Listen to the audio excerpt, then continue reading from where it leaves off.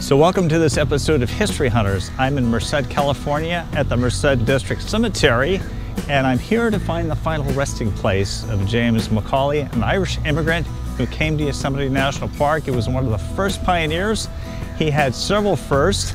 He created the first hotel at Glacier Point. He was also the individual who started the famous firefall that lasted for probably a century before it was discontinued. I'm here to find his grave. Come along with me and learn a little bit about that history.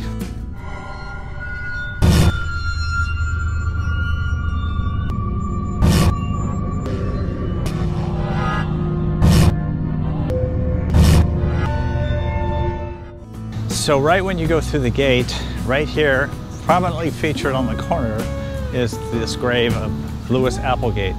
He was an early day farmer in Merced County, owned thousands of acres. He was popular in the Grange. He helped develop Merced and Atwater areas. And check it out, the stalk of wheat right there. So when James McCauley died in Yosemite National Park in a wagon accident, his wish was to be buried in Yosemite National Park. However, that didn't happen. The authority at the time said he didn't have the authority to bury him there, so they brought his body here to this cemetery. I don't have any idea why this cemetery was selected for the burial spot, perhaps because it was the closest one here in the Central Valley, close to Yosemite National Park. Mr. McCauley had such an important influence on the history of Yosemite, died actually on a pile of meat that he was hauling into Yosemite Valley to feed the tourists. I think if anybody deserved to be buried in Yosemite, it was probably James McCauley. He was the one that founded the first Glacier Point Hotel up there in Glacier Point. It was a kind of a primitive hotel. He was also the one that established the Yosemite Firefall. That practice went on for about a century until it was discontinued in the 1960s. James McCauley was also the one that built that barn in Foresta, or Big Meadows. We also did a video on that a couple of months ago.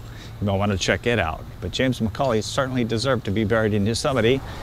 As you walk through cemeteries, you see names and people that had extraordinary histories, like this man here.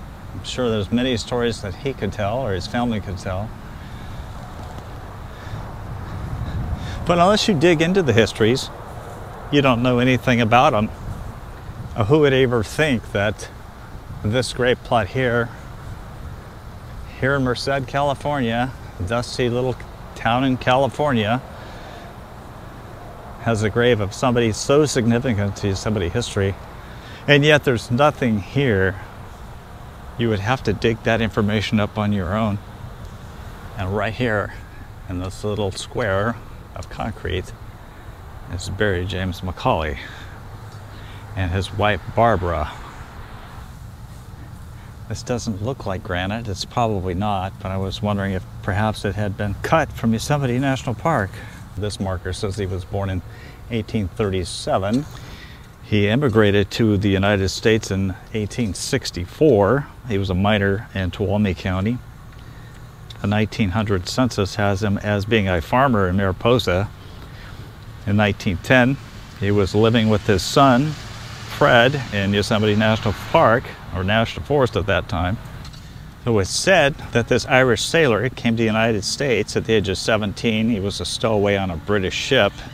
After he stayed briefly in New York, he stowed away again on a ship for South America. He disembarked at Panama, and he journeyed overland to the Pacific Ocean, and then he eventually made his way up to Portland, Oregon.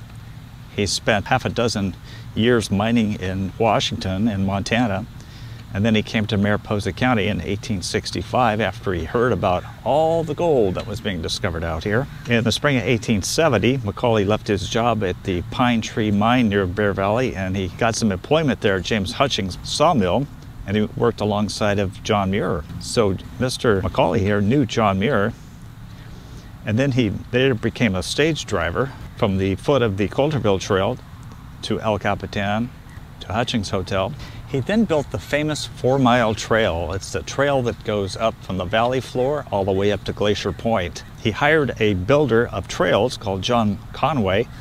He built a lot of the trails in Yosemite, And beginning in the fall of 1871, McCauley, working alone, completed about a half mile of the trail. Before the big snowstorm of the season halted his efforts, he actually spent $700 building that first bit of the trail. During the winter of 1871 to 72, he obtained $3,000 in loans, hired 9 men, and they started resuming work on this trail. It's quite an ambitious trail.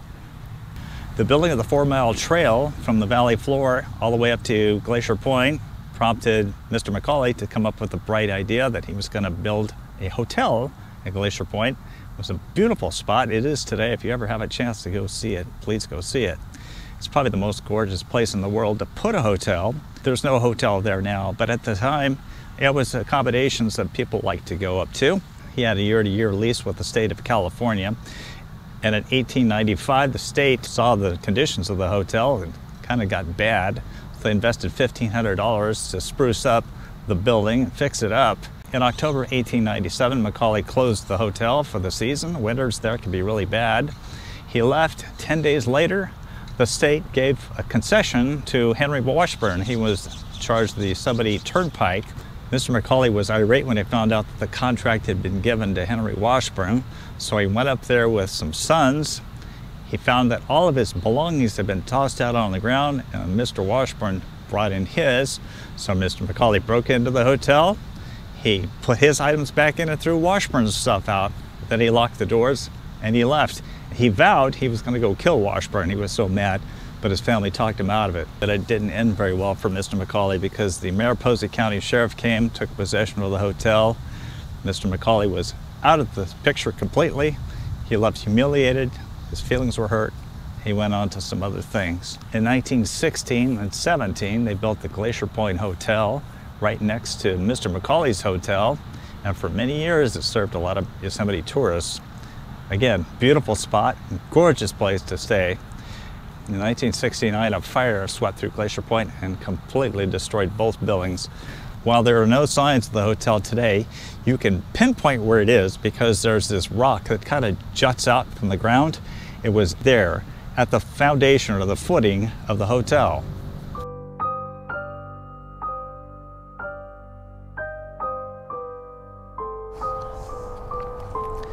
Right over here, right next to his parents, is the grave of Frederick McCauley, who, as you can see, that from 1880 to 1935, he actually had a twin brother, John James McCauley, and he's buried up at the Groveland Cemetery, which I have yet to visit. Fred said that his dad was fun-loving and explained how he started the firefall in 1872, not knowing that pushing a bonfire over the edge of Glacier Point would be seen by those in the valley. He heard that they really thought the site was pretty cool and wanted him to do it again. So Fred related how his dad tried different experiments using different methods, such as soaking gunny sacks in kerosene and igniting them and throwing them over. He also used fireworks and even dynamite. In time, the firefall became a summertime tradition carried on by others, including David Curry of Curry's Village.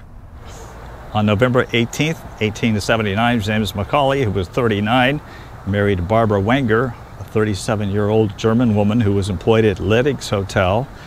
The new Mrs. McCauley had a 4-year-old son named Jules, whom McCauley adopted. The following summer, the couple took over the operation of the Glacier Point Hotel themselves and remained in place for 18 seasons from 1880 to 1897.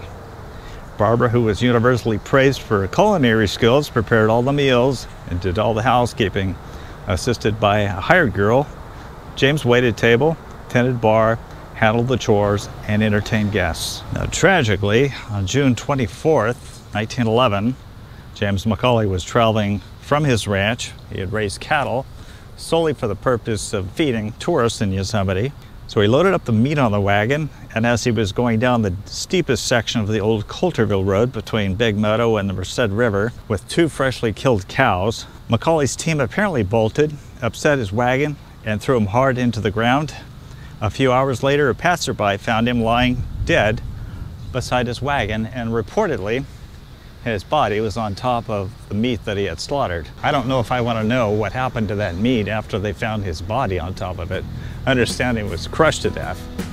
So as I leave the grave of James McCauley, I hope that you enjoyed learning a little bit more about this early Yosemite pioneer.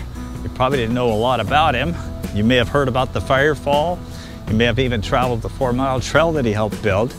And if you were probably older than 60 or 70, you may have stayed in hotels that he built. If you enjoyed what you learned, please give us a thumbs up and a like. Tell your friends about us and subscribe to our channel if you haven't already. Thank you so much.